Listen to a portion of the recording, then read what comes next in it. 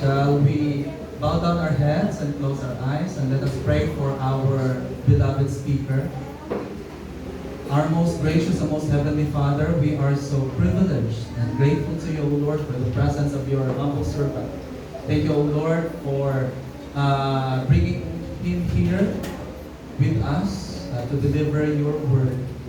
May you bless him as well as his family and his ministry. May you bless his speech right now as he deliver your word, your will, and your purpose in this church. Lord, I pray for the anointing of the Holy Spirit and your blessing, O Lord, your guiding hand to be upon him. This we pray in Jesus' mighty name. Amen. Okay.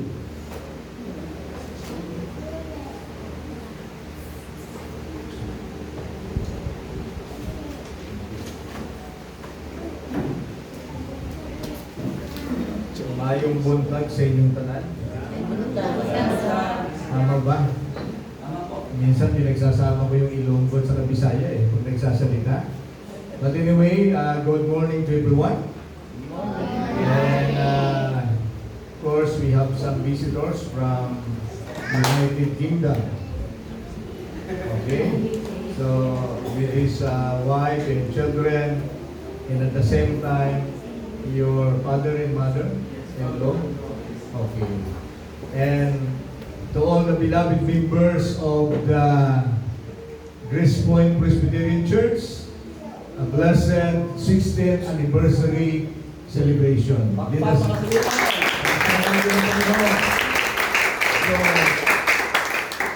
almost 16 years na naitayo ang church na ito.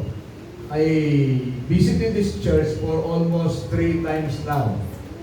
First time, second time, and now it's the third time. And Pastor Ian and Elder Noni invited me last October 2022. Supposed to be last March 2023, I will be the guest speaker of your anniversary. But because of some schedules that I have in Manila and other provinces, I was not able to make this appointment. And but today, thank God, we are still alive. Hallelujah. Yeah. And we see each other and we want to celebrate God's goodness.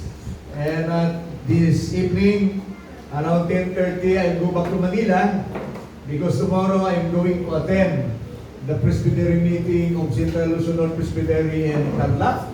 Then after lunch, I need to proceed to Baguio City for another Presbytery meeting of the Central Luzon Presbytery. We have almost 15 presbyteries now all over the Philippines under the General Assembly of the Presbyterian Church of the Philippines. So when I asked Pastor Ian, what will be your theme on the occasion of your 16th anniversary? So he told me it will be, the message is from Job chapter 19, verse 25 to 27.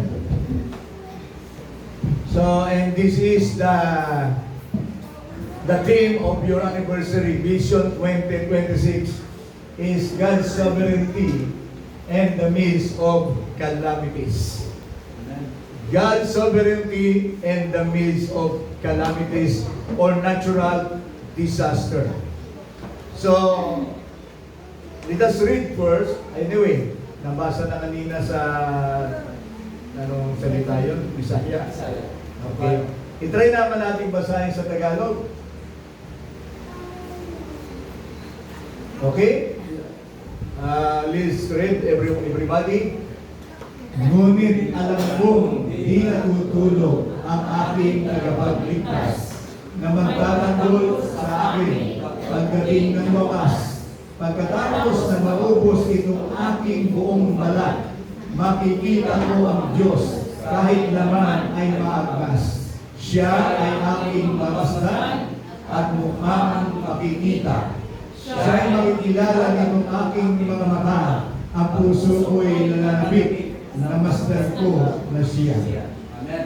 Amen. So mag-pre pa sana ako, kaya lang pinag-pre pa na ako ni Pastor Ryan. Thank you. Dear brothers and sisters in the Lord, the book of Job brings us face to face with one of the deepest questions of human existence. Ang aklat po ng Job ay mukhaan o harap-harapang nagtatanong ng malalim na katanungan ng buhay kung bakit kayo at ako ay naririto sa mundong ito. Like the question, why do the righteous suffer? Bakit nagdurusa ang mga matuwid na katulad natin? Bakit may paghihirap tayo? And why we are being affected by natural disaster and calamities?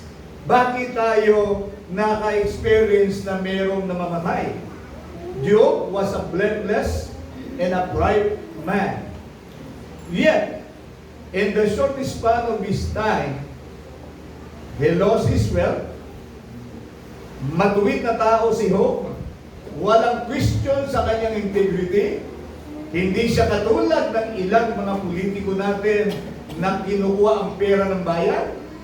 Kaya ang ating mga flood control ay ghost project. Siya ay matuwid na tao. During his time, he is the most righteous person. But sad to say, and to hear, according to the story, he lost his wealth, he lost his servant, he lost his children, and he lost his health. His friends misunderstood him, and his wife discouraged him. Sabi ng asawa niya, bakit ka pa naglilingkod sa Diyos? Sumpain mo na lang siya. Okay? Para ba, tama ba? Ginagabaan ka na lang ng Ginoo natin. Bisaya ba yun? Oo, di ba? O sa Tagalog, nakakarma ka na. Bakit patuloy ka pang naglilingkod sa Diyos? Iwanan mo na siya. Okay? So, in the experience of Job, his wife must be the one who will encourage him in serving God in spite of his suffering and pain. But my beloved brothers and sisters, his wife discouraged him. His body was covered with painful sores. His heart was heavy with grief. And yet, in the middle of the darkness, Job declares one of the most powerful confession faith in all the Scripture. Ang sabi niya, for I know that my Redeemer lives. Alam ko na aking tagapagligtas ay nabubuhay. Hallelujah! Amen.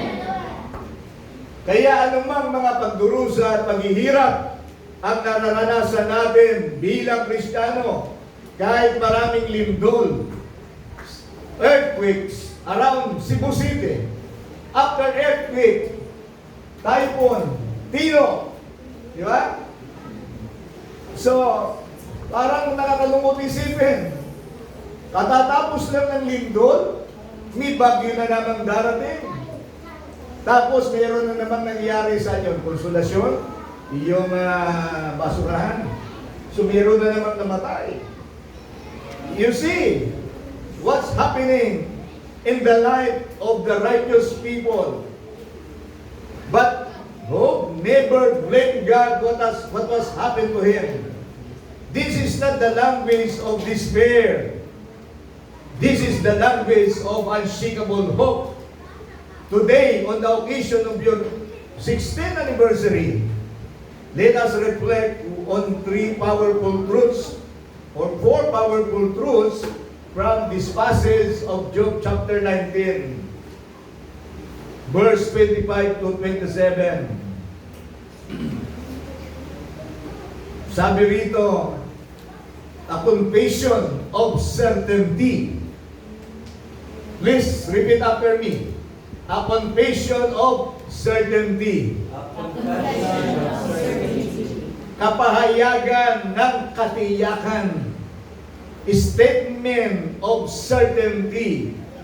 Sabi niya, I know. Alam ko. Job does not say, I hope, I think. or maybe. But Job says, I know, alam ko. This is remarkable because Job's circumstances give him no visible evidence that God was working for his good.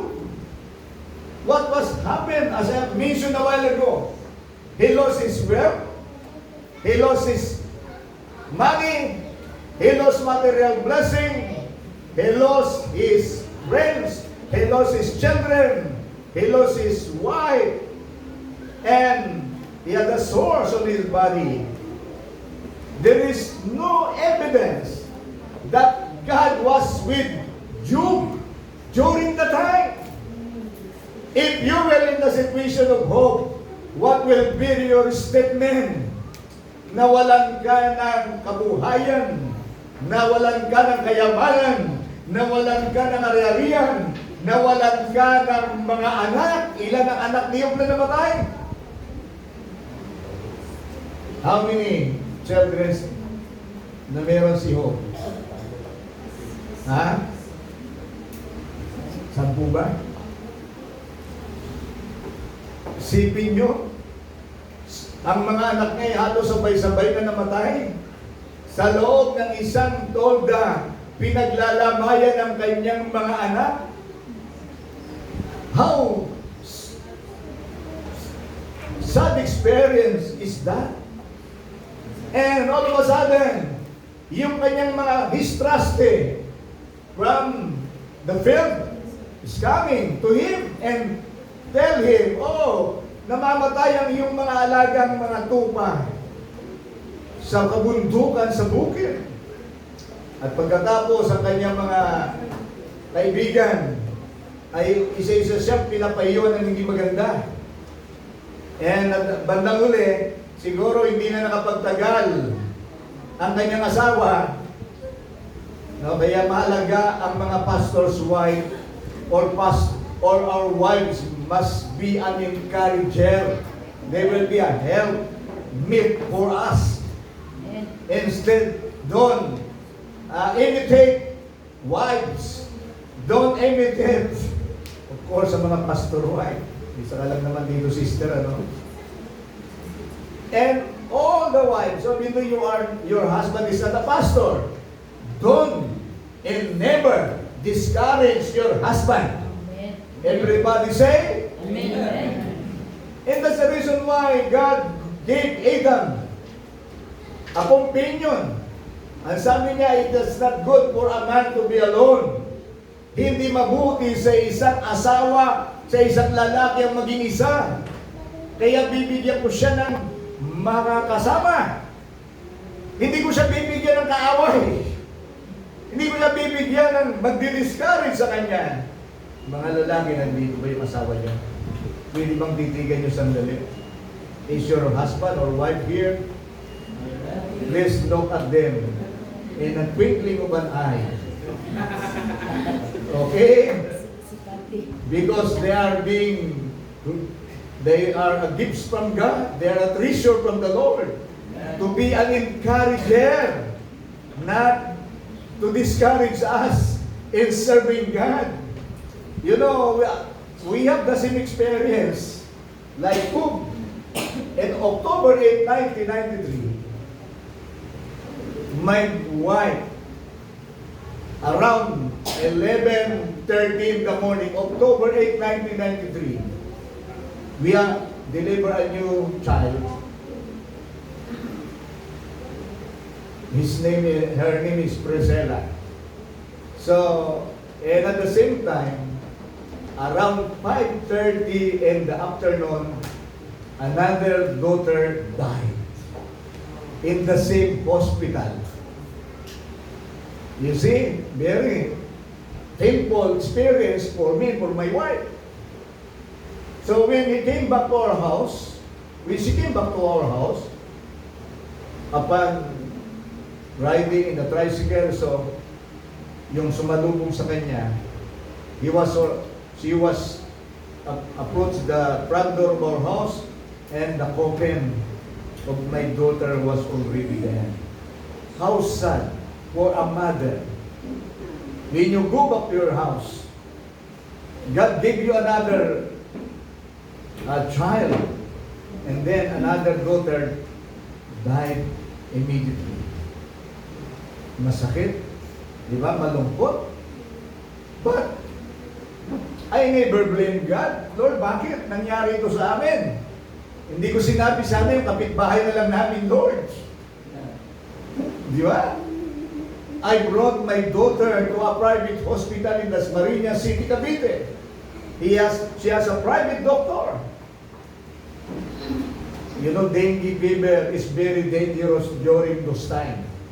In 1993, when there must be a transfusion of the blood to my daughter, but when the blood arrived from the blood bank, we have no daughter anymore.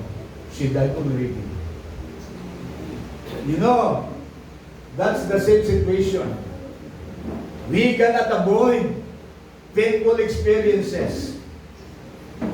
But Job, confession, he knows God. Everything around him during those times suggested abandonment. What was happening in his family, in his material blessing, what was experienced in his body, he is very disappointed. But, or there must be the suggestion of abandonment. But you know, my beloved brothers and sisters, faith is not built on circumstances. Again, faith is not built on circumstances, but it is built on the character of God. We must not depend on what is going on in your family, in our country, what was going on in the Middle East. U.S. and Israel are fighting together. They are fighting against Iran. And maybe other Arab countries is going to involve. So many people are worrying. And now the prices of the gasoline keep increasing. One of my friends from Manila would like to buy gasoline. He want to go back to Qatar. But no gasoline station will give him the opportunity to buy gasoline. You know, business people are keep on holding the gasoline now. And then later on, they will give 1 liter of gasoline worth 100 pesos. That's a big problem. And of course, fare, transportation, jeepney, taxi, airplane, everything keep on increasing because of the war in Iraq, in the Middle East. My beloved brothers, faith is built on the character of God. Job knew the fact that God is love, that God is faithful. Hallelujah. Amen. That God is powerful, that God is sovereign. He allowed everything to happen for him because he has a good purpose in the near future. Biblical faith is confident trust even when we cannot see the outcome. And Job teaches us that our assurance does not come from comfort, prosperity, or approval of others. It comes from knowing God personally. Amen? Amen. Wala doon sa nakikita mo o nararanasan mo. Wala doon sa natatanggap mo. Ang ating kaugnayan sa Diyos ay doon sa relasyon nating personal sa Kanya. Okay, let us read 1 Corinthians 13. Everybody please read. Okay. Ready? Wala pang pagsubok dumating sa inyo na hindi naranasan ng ibang tao. Yes. Okay, sandali. Sabi riyan, wala pang pagsubok na dumating sa inyo. Sa inyo. Sabi mo, wala, sa katabi mo, wala pang pagsubok na dumating sa iyo. Yung katabi nyo sa kanan kaliwa. Wala pang pagsubok, walang problema na dumating sa iyo, sa akin, sa ating lahat, na hindi naranasan ng ibang tao. Ibig sabihin, ang trials ay common to everyone. Ang naranasan mong problema ngayon o pagsubok sa kasalukuyan, naranasan na yan ng ibang tao, ng kamag-anak mo, ng kapitbahay mo, ng kaibigan mo. Ano ang halimbawa? Nagkasakit, may sakit. Yung mga kapitbahay mo, may sakit din eh. Tama? Nawala ng trabaho. Yung ilang mga kaibigan mo, nawalan din ng trabaho eh. Tinamaan ng bagyo, ng baha, tinamaan ng lindol. So that is common to everyone. Anong pagsubok? Iniwanan ng asawa. Iniwanan ng boyfriend at girlfriend. Masakit, broken hearted. Hindi lang ikaw broken hearted. Marami dyan sa tabi-tabi. Kaya kayong iba nagpapakamatay na lang eh. Nagpapatukaan na lang sa ahas. Hello? Ang iba yung uminom ng lason. Ang iba binabaril ang sarili. Ang iba tumatalon sa ilog para magpahigop sa buhaya. So, ang problema natin ay naranasan din ng bawat isa. Pero ang sabi rito, tapat ang Diyos. Louder please. Tapat ang Diyos at hindi niya ipahintulot na kayo'y subukin ng hindi sa inyong makakaya. Hallelujah! Hindi ka bibigyan ng Diyos ng pagsubok, hindi niya pahintulutan na ikaw ay subukin ng hindi mo kayang dalhin. Glory to God! Amen. Ibig sabihin, kapag dumating sa iyo ng pagsubok at problema, kaya mo yan. Like what was happened to us when my daughter died. And there was, God knows that we can bear it. Kaya namin dalhin yun. We can carry those kinds of trials. And after that, binigyan pa kami ni Lord ng karagdagang 2 anak. So, ang anak namin ay 5 lang. Actually, we have 6 children, but one of my daughter died in 1993 because of the dengue virus. So we have remaining 5 children. You see? Kaya kung may problema ka ngayon, may pagsubok ang pinagdadaanan ngayon, pinahintulutan ng Diyos na maranasan mo dahil alam ng Diyos, kaya mo yan! Kaya huwag kang magreklamo, huwag kang sumuko, huwag kang bumigay. At sabi rito, sa halip, pagdating ng pagsubok, bibigyan kayo ng lakas. Bakit? Upang makayanan ito at paraan upang malampasan ninyo ito. Wow! Glory to God! Bibigyan tayo ng Diyos ng lakas upang harapin natin ang mga problema. God will give us strength to face all kinds of trials and suffering in this life. And God will give us a way how to escape from all those kinds of suffering. Hallelujah! Amen. 1 Corinthians 10:13. Okay? My beloved, suffering can shake our emotion, but it does not have to shake our certainty. When trials come, we stand not on what we feel, not on what we see, but we stand on what we know.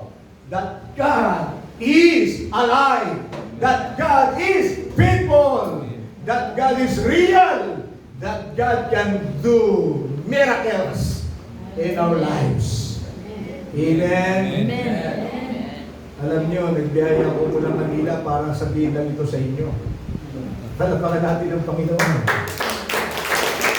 Okay. Number 2. A confession of a living Redeemer. My Redeemer lives. Ang kapahayagan ng buhay na tagapagligtas. The word Redeemer in Hebrew means Goel. Refers to a kinsman redeemer. Someone who defends, restores, and rescue a family member in trouble. Job felt abandoned by friends and accused unjustly. Yet he believed that there was someone who would stand for him. Alam ni Job na siya ay bigo, siya ay nanlulupaypay, inakusan siya ng mga paratang na hindi naman totoo, pinagbintangan siya sa samot-samot saring mga pananalita na hindi niya naman ginawa, false accusation against him. They try to destroy the integrity of Job. But you know, God knows him very well. Yet, Job, he believed there was someone who would stand for him. For us as Christian, this Redeemer is fulfilled perfectly in our Lord Jesus Christ, our Savior. In Jesus, He redeemed us from sin. Amen. Amen. He defends us before the Father. Sa ating amahon, tama ba? Amahan sa langit. Siya ating advocate, defender. He restored what was broken. Inayos ng Panginoon ang mga nasira at nawasak na buhay at pamilya. Mga taong dating mga drug addict, mga pusakal na magnanakaw at mamamatay tao, but when they encountered personally Jesus, their broken family was restored and rebuilt by the living God. Like my testimony before I became a Christian, maybe you will not believe I was a former drug addict. Hindi alata sa mukha, no? That's my life before. During my high school life, 7:30 in the morning, I'm already filled, not with the Holy Spirit, filled with wine for almost 4 years in high school. Wala pa nung senior high. That was my life before. Smoking, drinking, taking drugs. In other words, my life was broken because of prohibited drugs, because of my barkada. I'm the only one son, the only begotten son of my mother and my father. I grew up, Laki Salayaw, J. Prox. Sabi ni Mike Canopol, Laki Salayaw, J. Prox. That was my life before. In my dream, I was born in Palawan, August 22, 1964. So ilan taon na ako ngayon? Bata pa, junior pa lang hindi, senior na. Mukhang senior na ba? Sure? Oh, okay. I really look like a senior. Anyway, my dream before is to be a professional basketball player. That's the reason why I went to Manila. I would like to say myself someday that people from Palawan will adore me and give clap for me. Oh, Nelson Dangan is now a member of Toyota. Crispa, Nidmanizer. That was the team before. But you know, when I studied in college in Manuel Quezon University, the Lord arrested me. Okay? In 1980, I was born again. And from that time on until now, I'm serving the Lord for almost 46 years. So to God be the glory. Palakpakan natin ang Panginoon. I have a lot of dreams before. I want to be a doctor of medicine. I want to be an engineer. I want to be a lawyer. My dreams before, I want to be someday, if I will not succeed in professional basketball, I will be a general of military. I have a lot of dreams. But you know, when I was arrested by Jesus, my life was totally changed. Until now, the Lord is changing me from glory to glory. You know, hindi ako nagsisisi. I think to be a pastor is the highest calling in this world. Amen. Amen. Hallelujah. Amen. Ang problema sa mga babae, mga kadalagahan, ayaw mag-asawa ng pastor dahil waay kwarta. Buti na lang si Sister Don ba? Don. Na-in love kay Pastor Ian. Kahit gamay lang ang kwarta. Di ba? Amen. Imagine, nakapag-aaral sa Korea. Kung hindi siya naging pastor, hindi makakarating ng Korea yan. Ako, for several times, I went to Korea more than 15 times. And they give me multiple visa. Because I'm a pastor. If I'm not a pastor, maybe, hindi ko mararating ang Korea, Singapore, Myanmar, Indonesia. But because God called me in the ministry, I keep on moving from one place to another place. Hindi ko man pinangarap na maging pastor eh. At hindi ko rin pinangarap na maging general secretary. Pero bakit nandito ako ngayon? Dahil dito tayo nilagay ng Diyos. Hallelujah. Amen. Palampakan natin ang Panginoon. He paid the price of the penalty of sin. Notice, Job says, my Redeemer. This is a personal proclamation, not just a Redeemer. Sa Tagalog, tagapagligtas. Ang sabi ni Job, ang aking tagapagligtas. He did not say a Redeemer, but Job says, my Redeemer. My Savior, my Lord, my King, my Deliverer. This is a very personal statement of who implies a good relationship with his Redeemer. Because faith becomes powerful when it becomes personal. Nagiging makapangyarihan ang pananampalataya kapag ito ay personal mong nararanasan. Imagine, you may lose your position someday. You may lose your health someday, magkakasakit ka. You may even lose relationship, or maybe someday you will die, we will die. But if you can say, my Redeemer lives, you still have a hope that cannot be taken away from you. And Job declares something even greater, that he shall stand at last on the earth.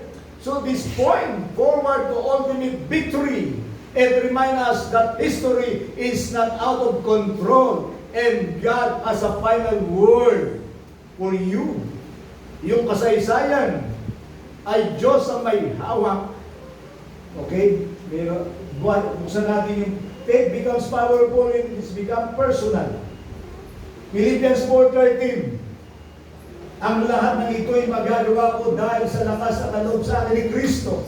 Although the context of that verse is about giving, and at the same time, how to have contentment in life, na maging masaya tayo kung anong meron tayo. The secret of a successful life is to be content for what you have. Masayahan ka kung anong meron ka. Masayahan ka sa iisang asawa mo. Okay? Amen. Huwag ka na maghanap ng iba. Ang iba kaya magulo ang buhay, hindi nasiyahan sa asawa. Hahanap ng ibang boyfriend at girlfriend. Ngayon, masiyahan ka rin kung anong blessing. Be content for what you have at present. Any blessing that we have, we must be content, we must enjoy that blessing. Maging masya tayo. So sabi rito, ang lahat ng ito ay magagawa ko dahil sa lakas na kaloob sa akin ni Kristo.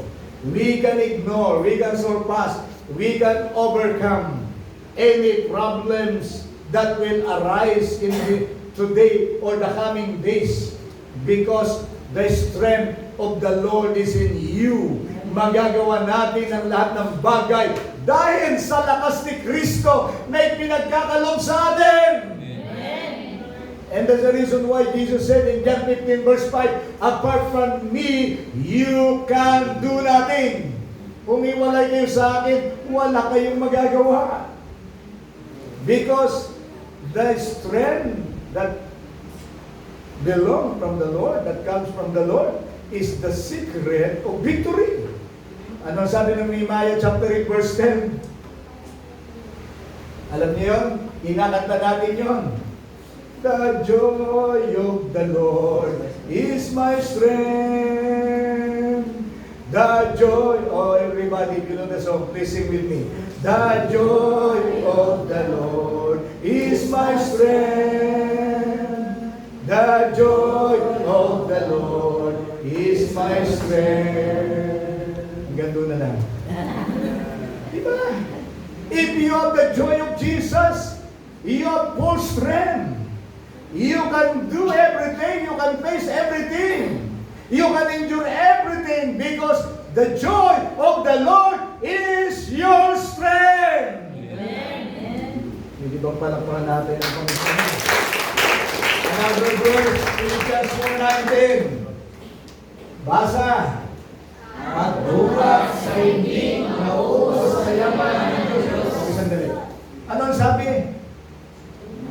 At bukas sa hindi mauubos na kayamanan ng Diyos.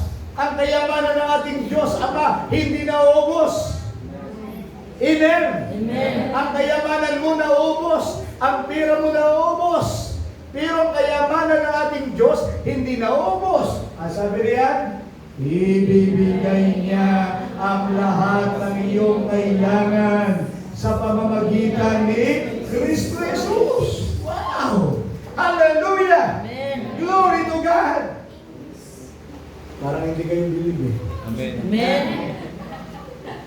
Ibibigay ng Diyos, ano sabi? Yung konti na kayamanan, na pangangailangan, yung ilang pangangailangan, yung maraming pangangailangan, hindi. Ang sabi riyan, my God will supply all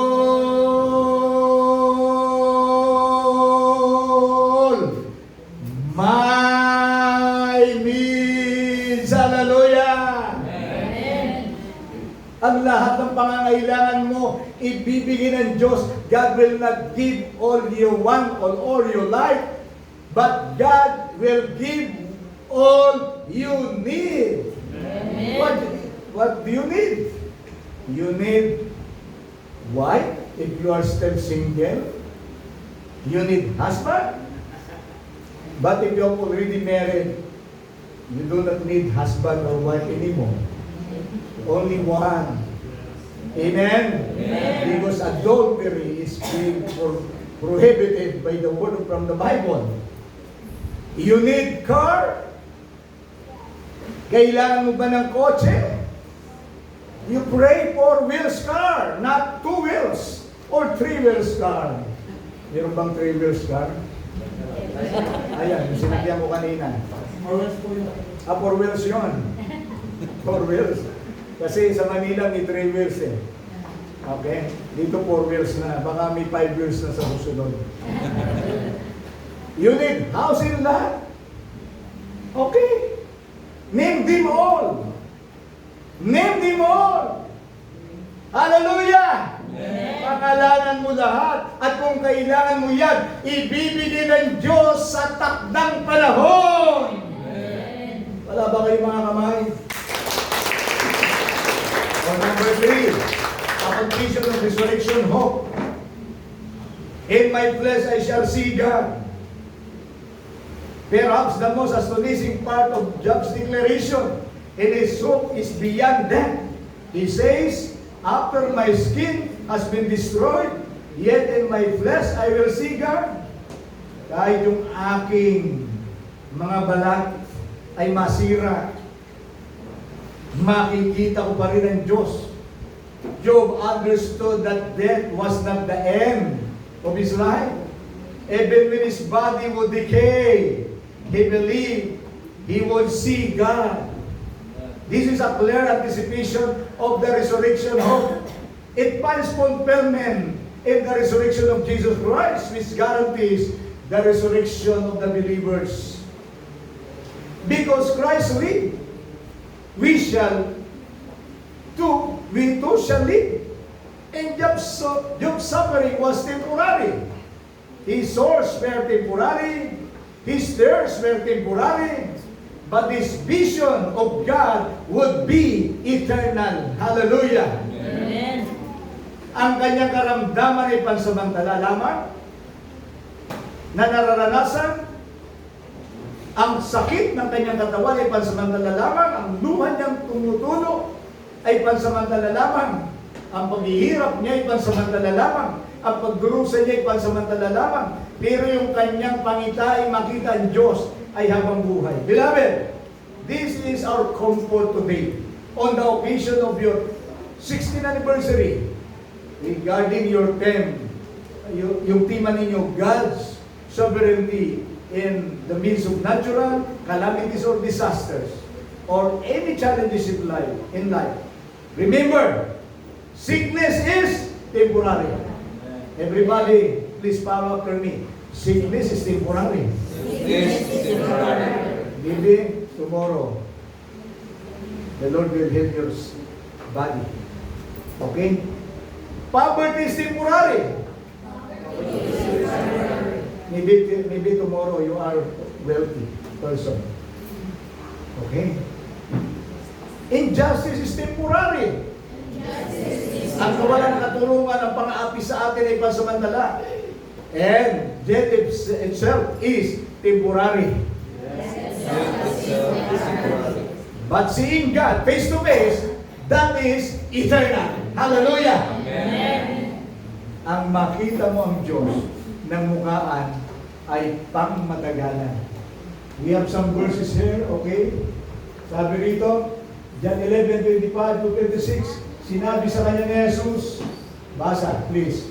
Ako ang muling pagkabuhay, at ang buhay, ang sino mang sumasampalataya sa akin, kahit mamatay, ay muling mabubuhay.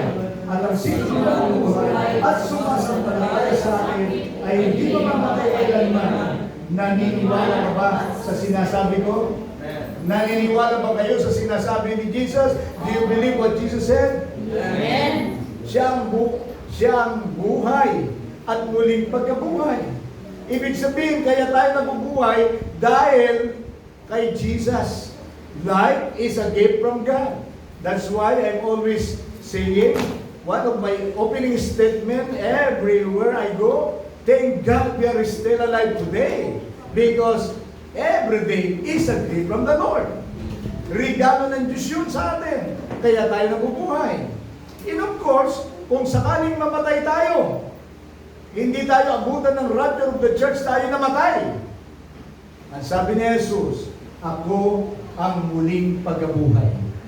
Mamatay man kayo, bago dumating si Jesus sa second coming, merong resurrection from the dead, magbubuksan ng libingan, ang mga Kristiyanong namatay ay babangon muli para sa lubungin natin ng Panginoon sa ipapawid.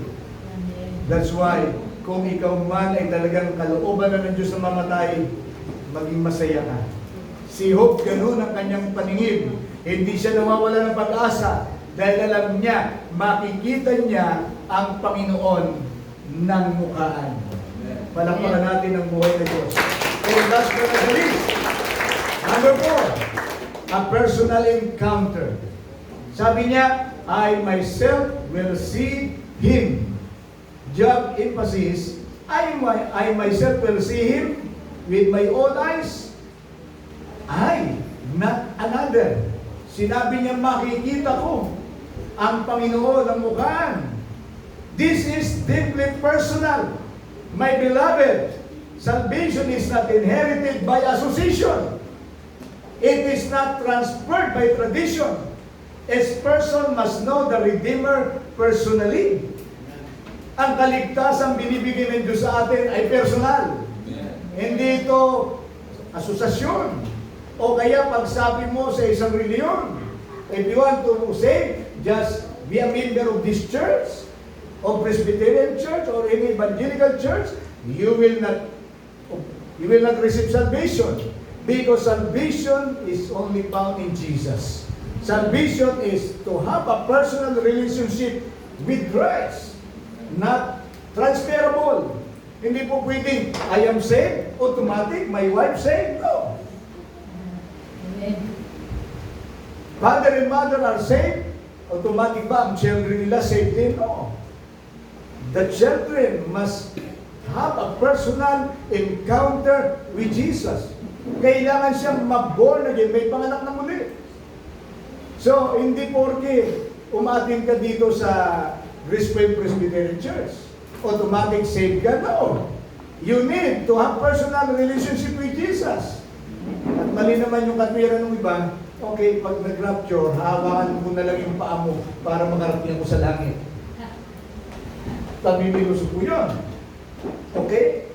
One day, every believer will stand before God. Not as a strangers, but as a redeemed children. What a day that will be when faith becomes sight. So pagharap natin sa Diyos sa langit, hindi na natin kailangan ng pananampalataya. Nakikita mo na siya, namukhaan. What a blessed day. Our application is that hold on to your faith in suffering. Your circumstances do not define God's faithfulness. I will repeat. Hold on to your faith in suffering. Because your circumstances do not define God's faithfulness. Yung ikaw'y naghihirap ngayon, nagkasakit ka, nagdudusa ka, ibig sabihin ang katapatan ng Diyos sa iyo nabawasan? No. God is still faithful to you. Even though you are suffering from all kinds of natural disaster and calamities. Kahit may sakit ka, nagkakasakit ka, naghihirap ka, matapat pa rin ang Diyos sa iyo, hindi mo pwedeng gawing batayan yun. Dahil ang, sabi nga, ang nakasulat sa Biblia, God will be remain faithful to you in spite of your situation today. Sabi nga God is always faithful in every moment and every hour. Number 2, make your relationship with Christ personal. Can you say today, my Redeemer lives? Everybody, my Redeemer lives. My Redeemer lives. My Jesus is alive. My Jesus is alive.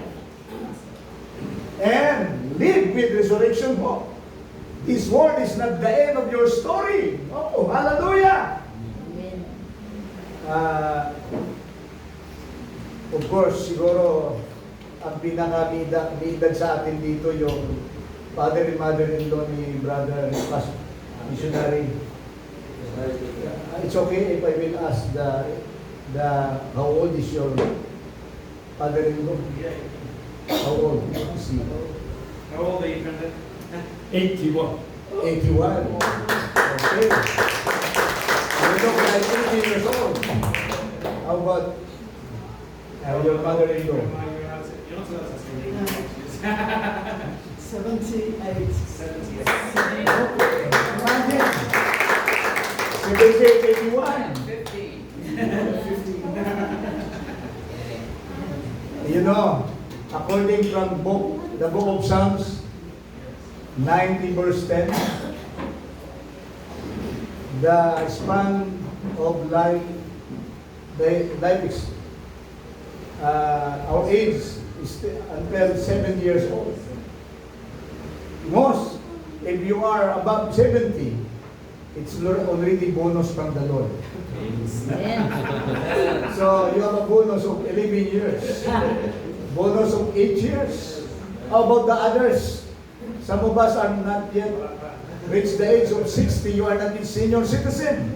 You have no privilege to have a 20% discount. And when you buy in a Jollibee, of course, I am already. Kayo senior na rin. Before I reach 60 years old, I'm already a senior because I have a junior child. Junior. Yung anak ko junior, kaya automatic senior ako. That's a junior. And now, we have 3 citizenship. I'm a Filipino citizen, a senior citizen, and a heavenly citizen. Amen. You see? Same with your father and mother-in-law. But you know, we have one of the oldest person who is a former Senate President. Ilang taon si Senator really bago mamatay? 100, I think 101, 102. The former Senate President. Yeah, but he died already. But you know, it's a great blessing, a great privilege to live more than 100. But you know, he died. Meaning to say, in this life, in this world, everybody will die if Jesus will not come back immediately. But of course, if Jesus will come tomorrow, we are still alive. Hallelujah! Amen. Amen? But according to our topic today, death is not the end of our life here. This world is not the end of our story. If Job could declare hope without seeing the cross, how much more can we who live after the resurrection day? Mapalad tayo. Sapagkat si Job ang tinitingnan niya yung muling pagkabuhay ni Jesus. Pero tayo, nakita na natin, naranasan na natin, Job is looking forward to the resurrection of Jesus. But we are looking backward of the resurrection of Jesus. Diba? Jesus was already raised from the dead. He resurrected from the dead. So we are very blessed people. I have put some verses there. Yung verse meron ba? Okay. John chapter 3. 1. Okay, please read. Subalit ang lahat ng tumanggap at sumampalataya sa Kanya. Okay? Subalit ang lahat ng tumanggap at sumampalataya sa Kanya, anong mangyayari? Binigyan niya ng karapatang maging anak ng Diyos. Lahat ng tumanggap at sumampalataya sa Kanya, binigyan ng karapatang maging mga anak ng Diyos. For those who receive Him, believe in Him, they have given the authority to become children of God. 13. Sila'y naging mga anak ng Diyos. Hindi dahil sa isinilang sila ayon sa kalikasan o sa kagustuhan o sa kagagawa ng tao, kundi ayon sa kalooban ng Diyos. Not all people in this earth are children of God by adoption. Maybe by creation, but not by adoption. Hindi lahat ng tao sa daigdig na ito ay anak ng Diyos sa pagiging ampun niya o inampun na anak. Maaring anak ng Diyos sa pamamagitan ng kanyang paglikha ayon sa wangis at tanawan. Pero tinutukoy dito ay by adoption. So meaning, we need to have personal acceptance and believing in Jesus. Another verse. Okay. Sapagkat dahil sa kagandang loob ng Diyos, kayo ay naligtas sa pamamagitan ng pananampalataya at ito'y kaloob ng Diyos at hindi mula sa inyong sarili, hindi bunga ng inyong mga gawa, kaya't wala may pagmamalaki ang sinuman. Salvation by grace through faith. It is a gift of God to us. Another verse. Okay, pakibasa.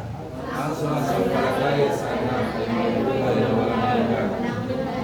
Ang sumasampalataya sa anak ay may buhay na walang hanggan.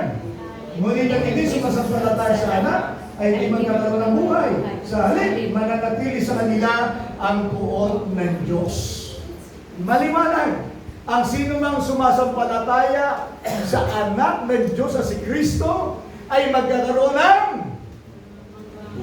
buhay na walang hanggan. Those who believe in Jesus will have eternal life. Ang hindi sumasampalataya sa anak ng Diyos ay mananatili sa kanila ang buot ng Diyos. Dahil hindi sila sumasampalataya. Pero ang lahat ng sumasampalataya ay may buhay na walang hanggan. Nananampalataya ba tayo sa anak ng Diyos? Amen. Another verse. 1 John 11, chapter 5, verse 11 and 12. Read it. At ito ang totoo. Pinagkaloob sa atin ng Diyos ang buhay na walang hanggan. At ito'y makakamtan natin sa pamamagitan ng kanyang anak. Kung ang anak ng Diyos ay nasa isang tao, mayroon siyang buhay na walang hanggan.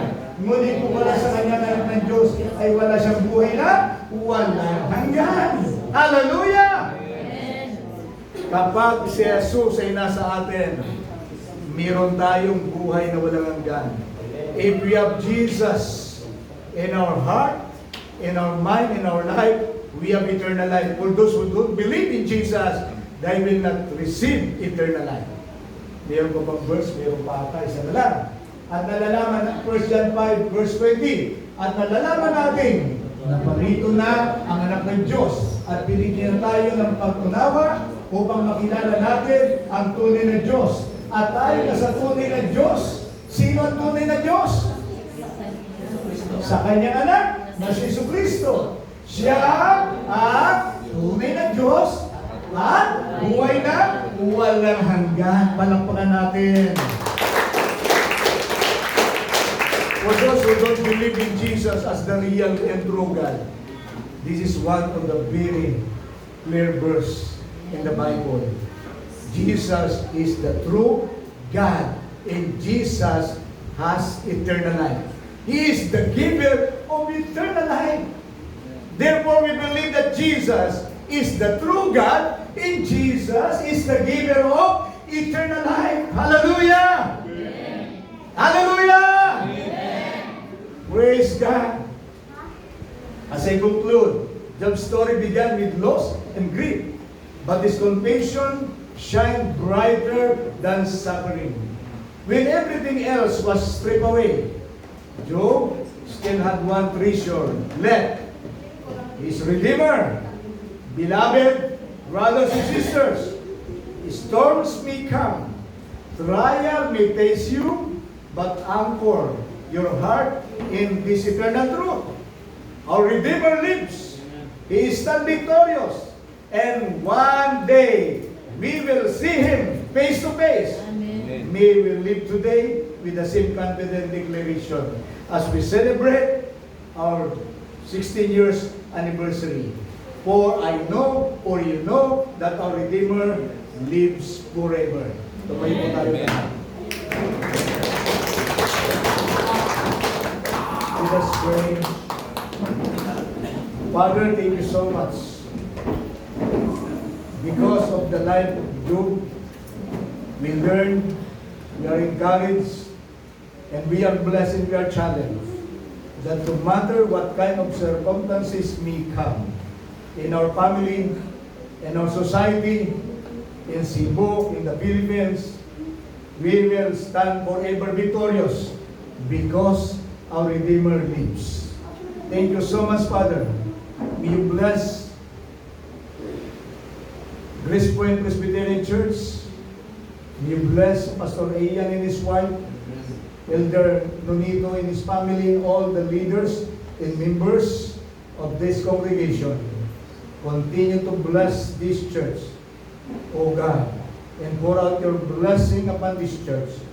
Bless all the members of this church, financially, mentally, morally, physically, and most of all, Father God, spiritually. We give you glory, honor, and praise. And we declare that Jesus lives forever. And we are victorious. Thank you so much, Father. We bring back to you the praises and thanksgiving in the name of our blessed and living Savior, the Lord Jesus Christ. Everybody say, Amen. Amen.